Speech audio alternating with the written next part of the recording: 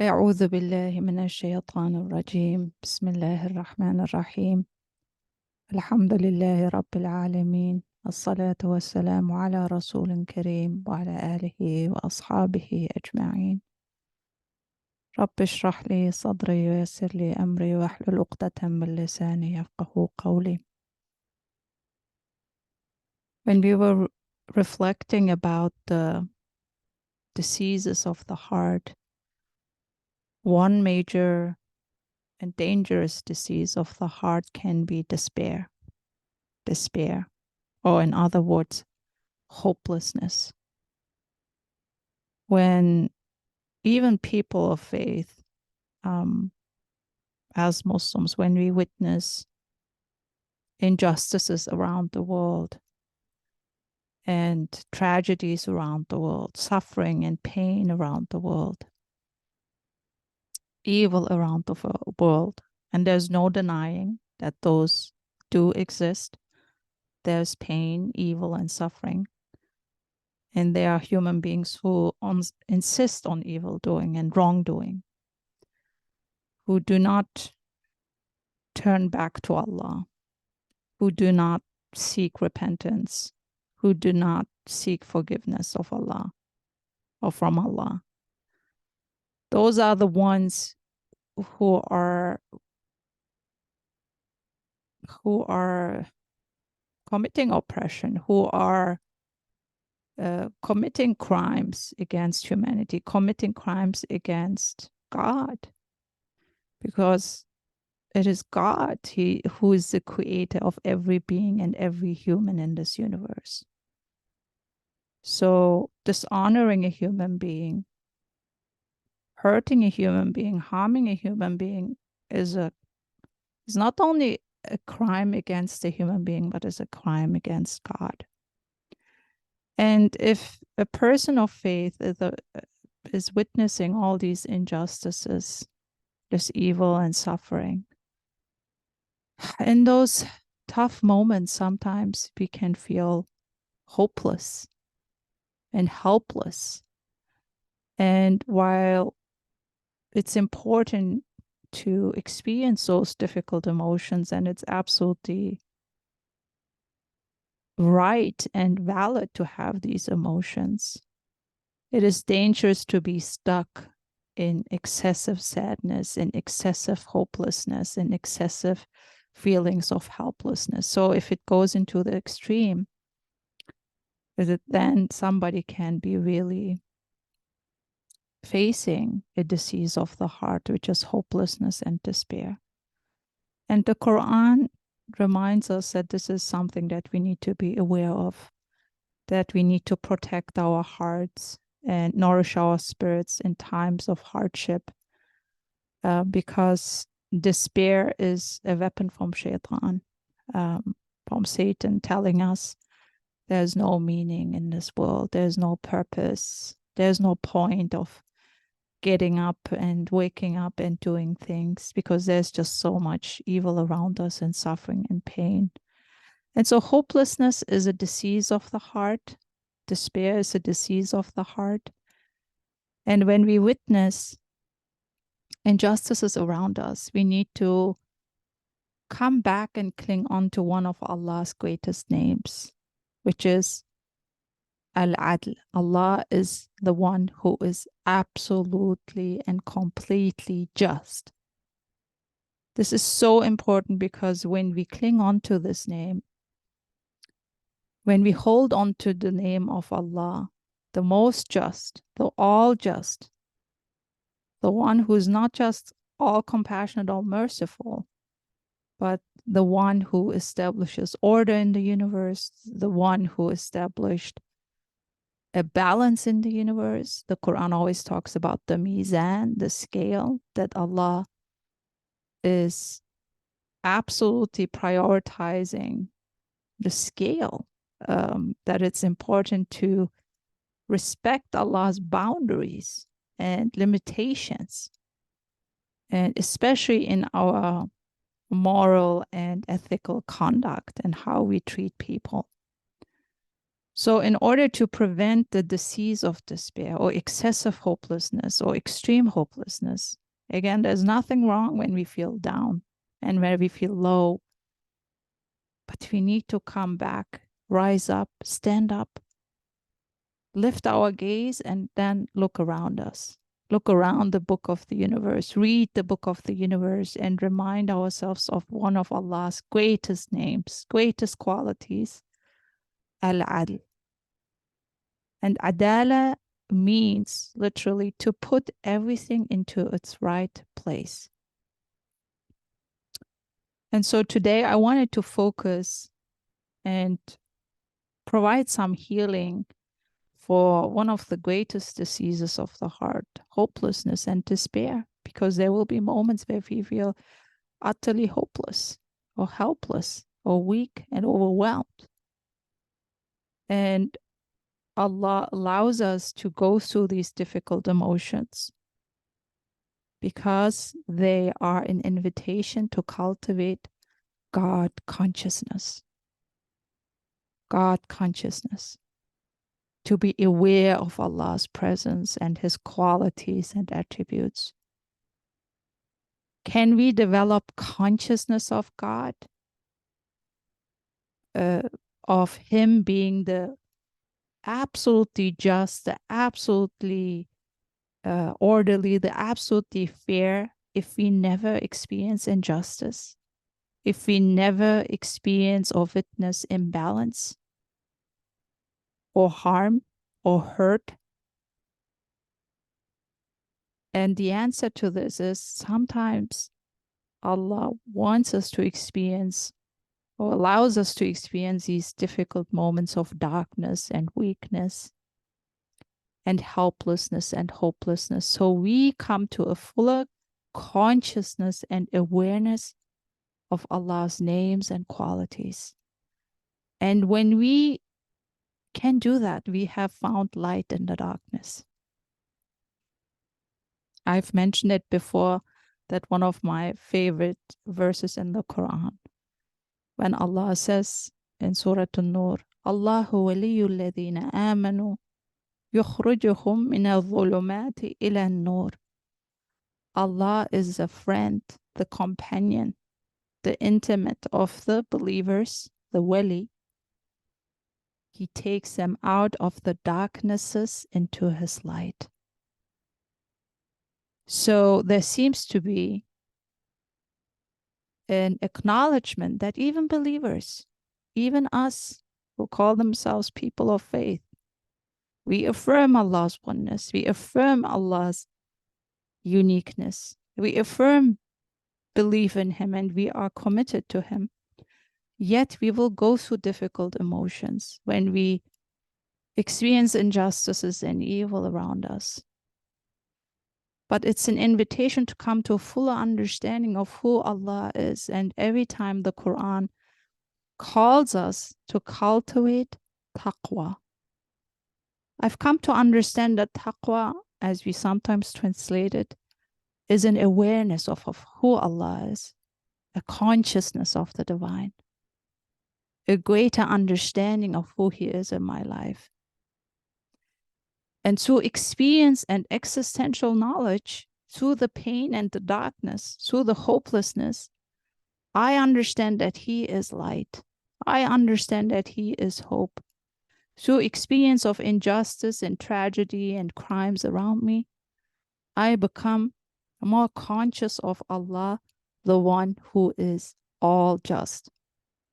Absolutely just, completely fair, orderly, and the one who establishes boundaries and limitations and holds everybody accountable, and who will be the one who will establish Judgment Day, so each and every being will be held accountable.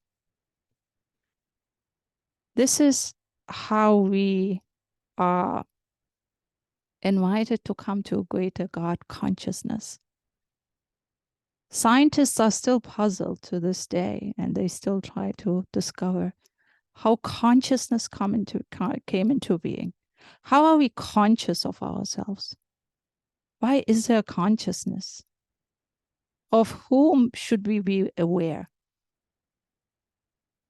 And remember, in the last sessions, it talked about sacred knowledge. Sacred knowledge, ma'rifah, is about knowing who Allah is. But how do we come to a greater God consciousness, to taqwa, to an awareness of Allah, if we don't experience those difficult, dark moments? As we are witnessing crimes and tragedies and injustices and suffering, do we have now an understanding how much we are in need of Allah, who is the all-just? Al-Adl, the one who establishes fairness and balance and harmony. How much we are in need of him, of this quality of his. And how much we are yearning and longing for that day to come where we will experience absolute, complete justice. So this is a cure and a healing and a comfort in times of hopelessness, which then takes us out from the darkness into the light. And we have then come to a greater understanding and consciousness, a greater awareness of who Allah is, and have, inshallah, then also cultivated what we call taqwa. Now I'm aware of Allah's presence and of the need for me to be close to his name, Al-Adl, and also how important it is to establish justice in my own life, fairness and balance. It's not an easy task because we are pulled in different directions. There can be societal pressure, then there is the internal struggle with our nafs, our lower ego, that does not want to respect the boundaries and limitations or channel its selfish desires and egocentric interests into Allah's divine legal framework. So in this paragraph, or in this section, we reflect on one of the greatest name of Allah's is, and all these qualities are so important. One of the Asma al-Husna is Al-Adl, Allah, the absolute just, the all just, and how Allah invites us to cultivate greater consciousness of this quality of him, of this Asma, and how this knowledge helps us, this divine knowledge helps us to cope and address hopelessness when we feel overwhelmed, when we feel helpless and hopeless, and then to cure one of these diseases, which I said is despair. Bismillahir Rahmanir Rahim, in the name of God, the merciful, the compassionate. And there is not a thing, but its sources and treasures inexhaustible are with us. But we, Allah, do not send it down except according to a known measure. This is a beautiful verse from the Quran, chapter 15, verse 21. And Allah tells us that everything, there's not a thing, he says, everything is sent down according to a known measure. Everything in the book of creation is exact. It's measured, it's precise, it's established according to Allah's name, Al-Adl, the most just. When we think of justice and look at the book of the universe, what do we recognize? What is self-evident? What is so obvious? Fine-tuning. Scientists call it the argument of fine-tuning. There is such a fine-tuned creation in front of us. We cannot deny that somebody was the ultimate rationality, an exceptionally highly capable mathematician was at work. Rationality, measurement, precision, fine-tuning is embedded in the book of the universe. There's no way that life that is so complex, the creation that is so complex and complicated and intricate came into being to what we call the evolution theory, that magically over millions of years, all these ingredients came into this exact measuring and amount and magically resulted in this what we call the macrocosmos or the universe. When we see eyeglasses, we know there has been an optician at work. When we see an amazing poem, we know that there was a poet at work. When we witness an amazing palace or house, we know engineer or an architect was at work.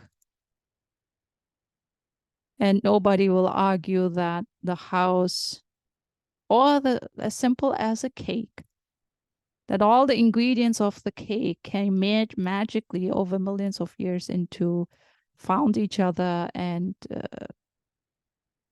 came into being in this orderly way, in this beautiful way, in this intricate way, or that the cake created itself.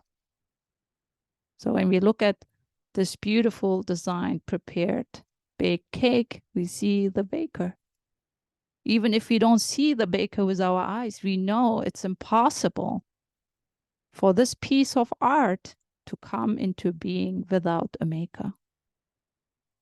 So the Quran tells us over and over that everything in creation has been created according to a known measure, mizan.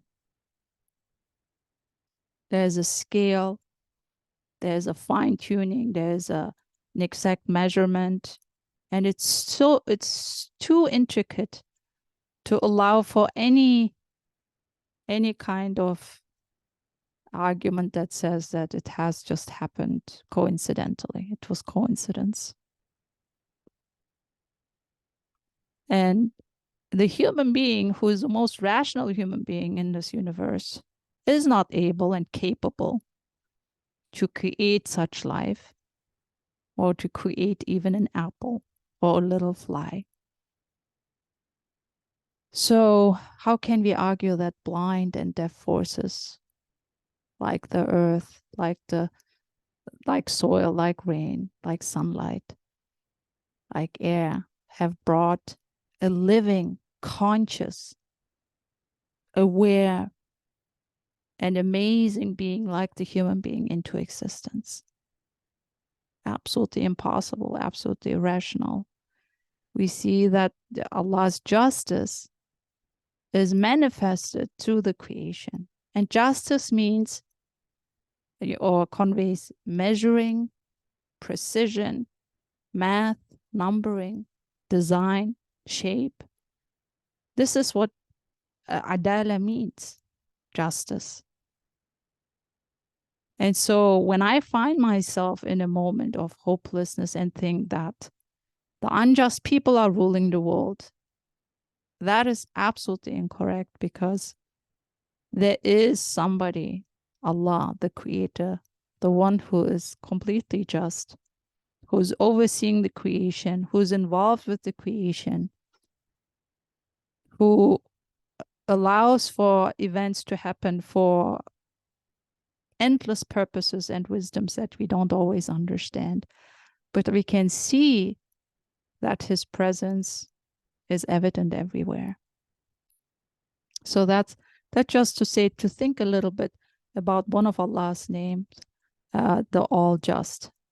One point concerning this verse, and one manifestation of the name of All Just, which is the greatest name, or one of the 6 lights comprising the greatest name, like the first point, appeared to me from afar, while in Eskişehir prison, which is a city in Turkey or Turkey, I think in the south, and southeast, if I'm not mistaken. Anyway, a city in Turkey. So he himself experienced injustice. That's a really important point here. So Ustad Bediüzzaman has experienced most of his life exile, imprisonment, persecution, injustices, atrocities, has witnessed World War I, World War II, collapse of the Ottoman Empire, persecution by his own people, and then most of his life was he was incarcerated. And so this is not a person who comes to the name Al-Adl or Allah, the one who's absolutely just from a disinterested or disengaged perspective. This person of faith, this man of faith, this Muslim has experienced incredible injustice. The only crime being that he said, La ilaha illallah. That he only preached the message of the Quran and spread the prophetic teachings. That was his crime. And for that, he had to pay with incarceration, solitary confinement. And this background is important, this context, because you are hearing somebody claiming and declaring that regardless everything, regardless of all the circumstances that have led to his imprisonment, he affirms Allah's name, Al-Adl. Allah is absolutely just, absolutely fair, completely just, no doubt. And he writes this treatise on God's justice in the prison. Somebody who has experienced extreme injustice. I mean, this is such an important context that we need to keep in mind. So in order to bring it closer to the understanding, again, by means of a comparison, we say the following. The universe is a palace, but it is such a palace that in it is a city which is being constantly shaken by destruction and reconstruction. And in the city is a country which is being continuously agitated by war and emigration. And within the country is a world which is unceasingly revolving amid death and life.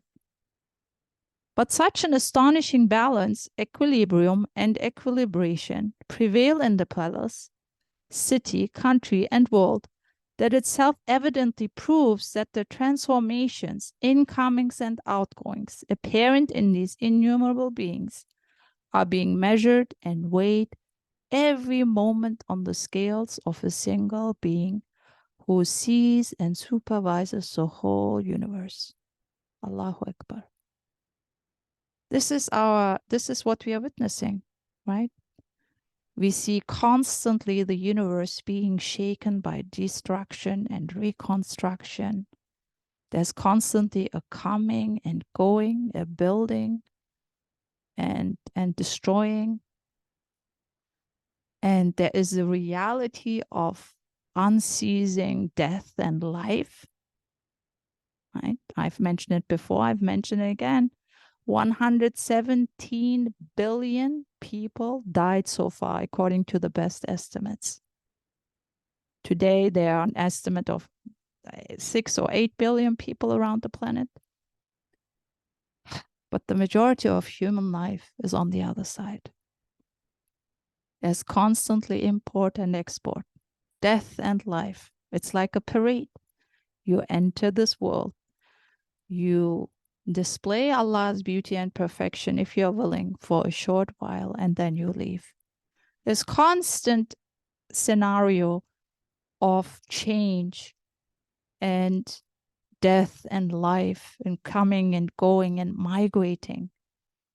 But what is important as we see that reality is that there's, at the same time as we are now witnessing the change of seasons constantly, every day, there's not a landscape that looks like the day before. There's constantly seasonal change. But within all these changes, there's an astonishing balance, equilibrium and equilibration that prevails, that is self-evident. So in the midst of all these changes and transformations, there is measurement, I read it again, I repeat it. In these innumerable beings are being measured and weighed every moment on the scales of a single being who sees and supervises the whole universe. Subhanallah. So every minute as the universe is changing, deep, large-scale transformations, destruction and reconstruction. We see that now. Look, we are in the midst of the fall season. Destruction is happening, yes, but how does it happen? Initiating a reconstruction, a preparation for the next season. And as we witness destruction, we also know that life will again emerge, and that within all these transformations, somebody launches these in exact measurement and weight and supervises it and sees it. Otherwise, we would all have a sense of chaos and anarchy and confusion.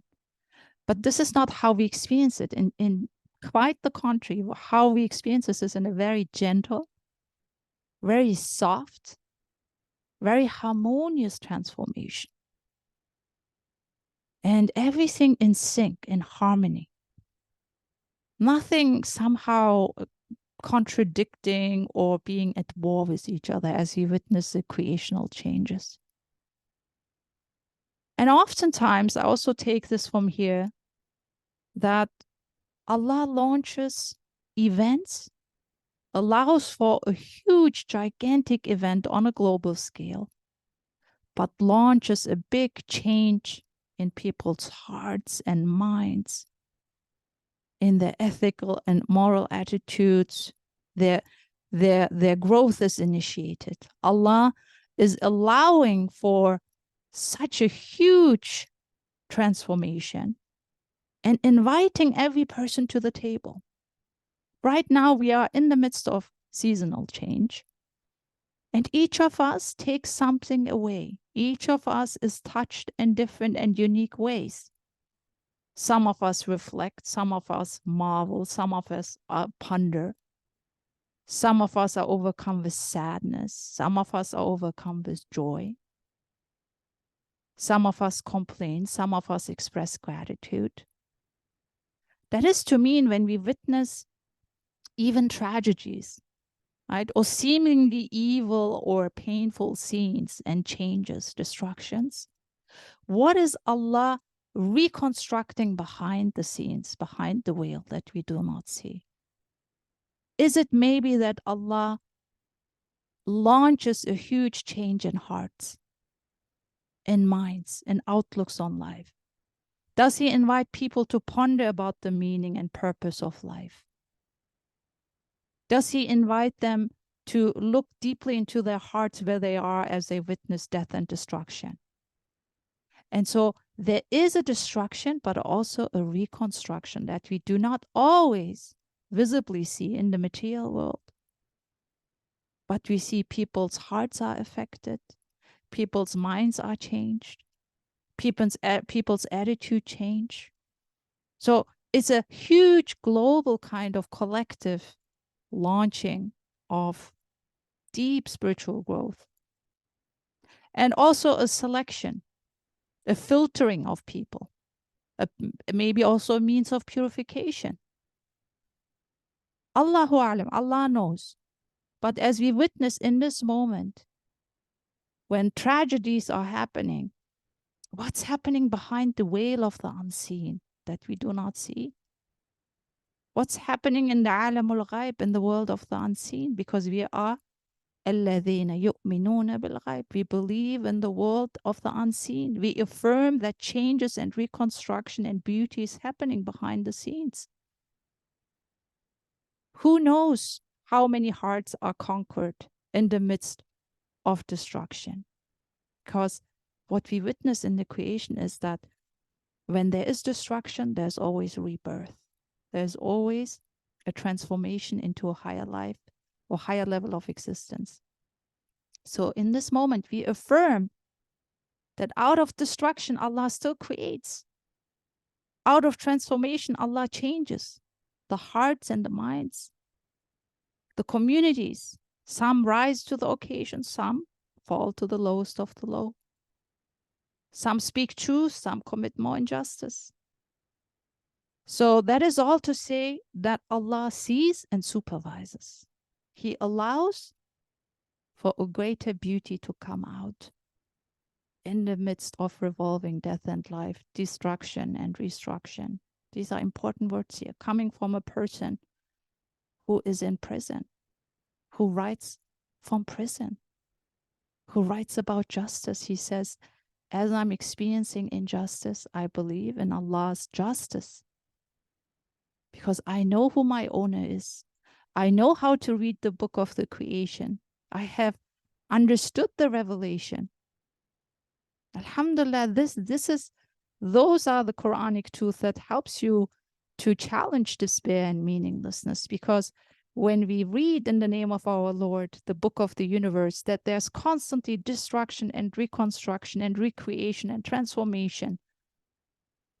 And we see how Allah launches a change, that all the events in our life are seasons of change to bring out a greater good that we do not always comprehend. And where each of us is called to respond in beautiful ways. What are we doing as a response to injustice? Are we responding with despair and hopelessness and anger and pessimism? Or do we say, I take this as an opportunity for growth? Because this is, again, a season that is initiated by Allah to make us grow. Growth is the purpose of our lives here in this universe. The moment we are born into this earth, we learn words, we learn to walk, we try to grow and pursue and transform every day to aspire higher and higher and higher. Now, if we are physically fully grown, how do we grow spiritually? How do we aspire higher and morally or ethically? It is through these type of spiritual changes, through events and tragedies that are unfolding in front of us, and where we are then called to respond in ways that are pleasing to Allah and in a way that honors Allah's name, the just, the all just, al-adl. So that is really such comfort and consolation in the midst of turmoil, in the midst of devastation, in the midst of hopelessness, to lift your gaze and look at the book of creation and know that constantly destruction, reconstruction, transformation is happening. For, again, life to continue to shapen life, to sharpen life, to have beings who are on the lower level of existence aspire higher. So this is why the name of Al-Adl, Allah, the all just, the completely fair. He is the overseer and supervisors. Nothing happens without his control. Because we witness that all around us in the creation. For if it had been otherwise, if causes had been free and unrestrained, which tried to destroy the balance and overrun everything, through a single fish laying 1,000 eggs and a single flower like the poppy producing 20,000 seeds, and to the onslaught and violence of change and the elements flowing in floods, or if it had been referred to aimless purposes, chance, anarchic blind forces, and unconscious dark nature, the equilibrium of beings and balance of the universe would have been so utterly destroyed that within a year, indeed within a day, there would have been chaos. SubhanAllah, right? So we see all these changes around us constantly, but we don't experience them as chaotic. Why? Because Allah is at work. That is to say, the seas would have been filled with things in total disorder and confusion and would have become fetid. The atmosphere would have been poisoned with noxious gases, and as for the earth, it would have turned into a refuse heap, slaughterhouse, and swamp. The world would have suffocated. So if the causes right? We see everything happens through causes. Remember, the causes are a veil to Allah. Allah operates through a world of causality. But if they would be utterly unrestrained, as it is stated here, then it would have resulted in disorder and confusion, because they cannot communicate, they cannot collaborate, they do not have any power or will or way of communication and arranging each other in this perfect way. It's utterly impossible. So we see that oneness, Allah's power is at play. His name, Al-Adl, who coordinates, who supervises everything in the best, balanced, orderly, harmonious way. Otherwise, this world would have been in chaos and confusion, disorder. So that's the macrocosm. Let's look at our bodies. Thus, everything from the cells of an animate body, the red and white corpuscles in the blood, the transformations of minute particles, and the mutual proportion and relation of the body's organs to the incomings and outgoings of the seas, the income and expenditure of springs under the earth, the birth and death of animals and plants, the destruction of autumn and the reconstruction of spring, the duties and motion of the elements and the stars, and the alternation, struggles, and clashes of death and life, light and darkness, heat and cold, are ordered and weighed with so sensitive a balance, so fine a measure, that the human mind can nowhere see any waste or futility, just as human science and philosophy observe everywhere and demonstrate the most perfect order in beautiful symmetry. Indeed, human science and philosophy are a manifestation and interpreter of that order and symmetry. So science is only a manifestation of Allah's divine knowledge. And what we witness in this cosmic changes that are happening all around us, we see the cloud formations, we see the seasonal changes, we see the death and life of animals and so many other beings. And nothing is ever too much or too less for growth and transformation to occur. There is no waste or futility, as it says here. Absolutely perfect balance. We look into our bodies, it's the same. We have no clue what's happening. Such a perfect system. I'm barely able to floss my teeth, let alone control my body.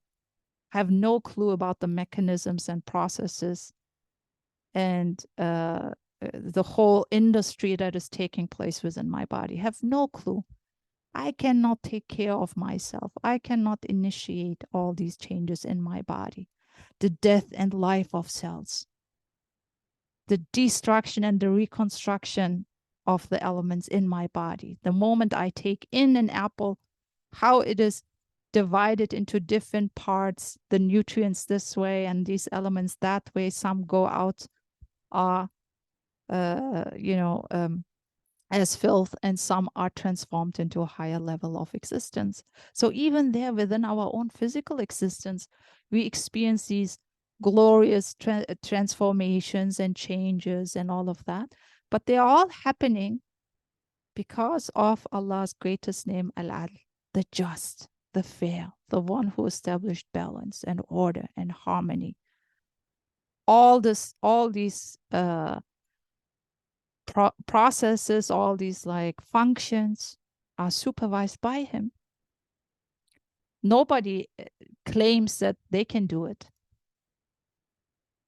So if we witness and affirm and experience such justice in the world, how can we claim that anything that is done by human beings, their thoughts, their ideas, their feelings, their conduct, their actions, that anything goes unnoticed, that anything of it is happening outside of Allah's control? Hasha.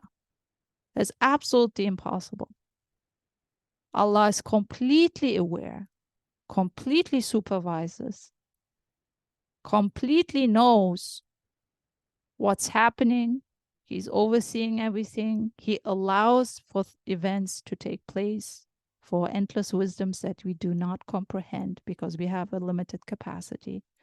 But what we do know is that overwhelmingly, we see justice established in the universe. There is fairness, there is symmetry, there's equilibrium, there's order, there's harmony, there is balance. The Quran always talks about the balance. Mizan, mizan, mizan. Right? That Allah will establish the scale and to respect the scale and the mizan. And so we are not left to our own devices. Allah is Al-Hafiz, recording, being fully aware of our actions and our inner secret thoughts. And if we overstep the boundaries and limitations, we will be fully held accountable. And so to conclude, so come and consider the balance and equilibrium of the sun and its 12 planets. Does this balance not point as clearly as the sun to the all-glorious one who is all-just and all-powerful, Allah, who is Al-Adl and Al-Qadir, two names that we encounter in the Quran, and especially our ship, that is the globe of the earth, which is one of the planets. It travels an orbit of 24,000 years in 1 year, not scattering or shaking the things stored up and stacked on its face, despite its extraordinary speed, throwing them off into space. If its speed had been increased or reduced just a little, it would have thrown its inhabitants off into the atmosphere and scattered them through space. And if its balance was to be destroyed for a minute or even a second, it would destroy the world. Indeed, it would clash with another body and doomsday would break forth. Allahu Akbar. So this is our mission, to explain, to make people understand that Allah is at work. It's not that the earth is circling around itself. Somebody initiates that movement. High speed, extraordinary speed of the earth. And we have no clue. We don't even feel that speed. It is perfectly aligned.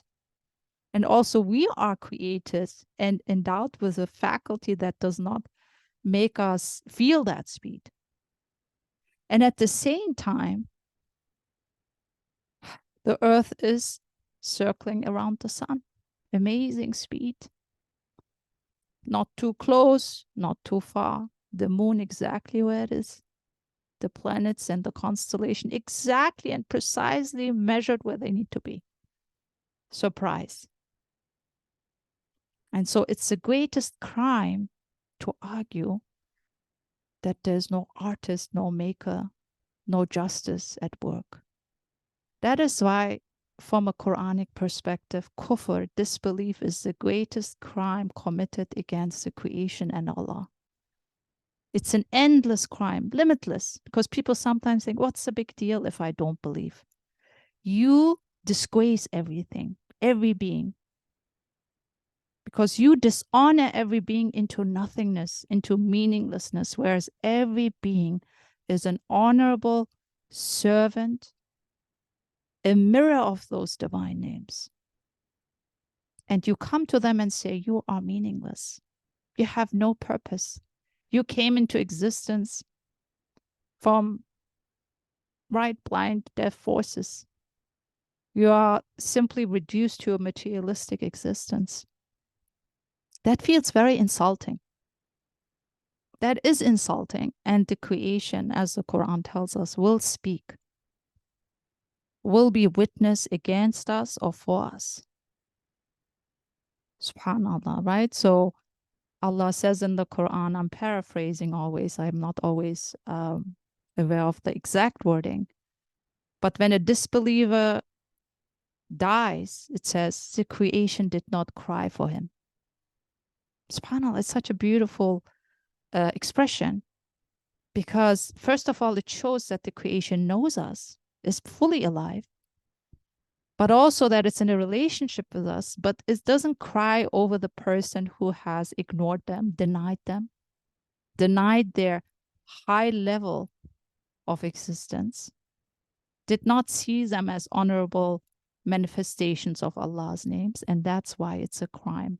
And that's why they're not saddened when this person leaves, because this person did not acknowledge them in the first place in a true way, fully see them for who they are, the tree and the mountain. And when the Prophet ﷺ came, when he was sent as a prophet to and as a mercy to all creation, he enlightened the world because he showed us that every being is alive, truly alive and sacred.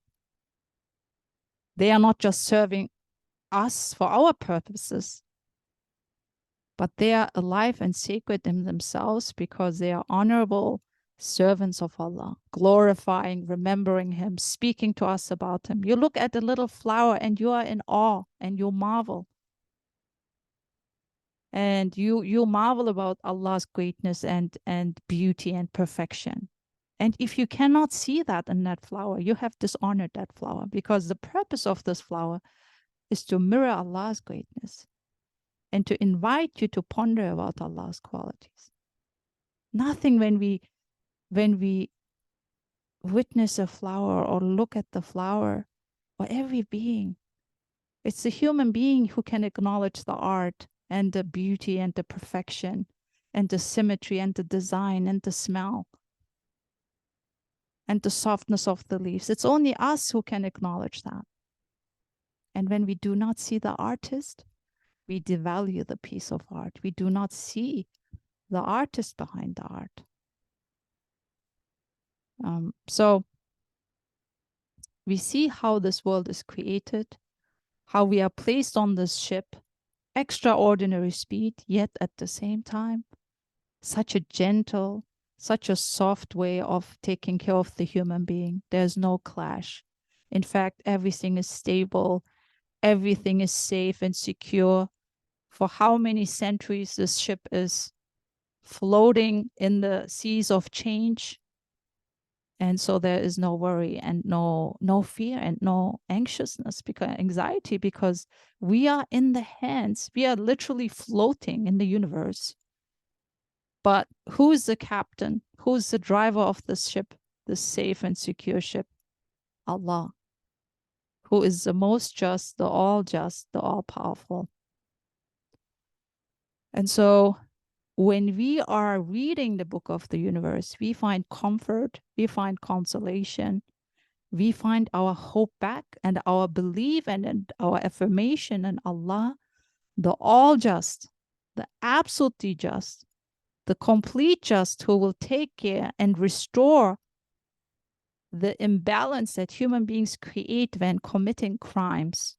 He will be the one who will hold people accountable who are insisting in evil doing, insisting in crimes against humanity and against God. Because if you do not honor the human being, you have also not honored God, because it is God who has created every human being, and every human being is sacred and has been sanctified by Allah.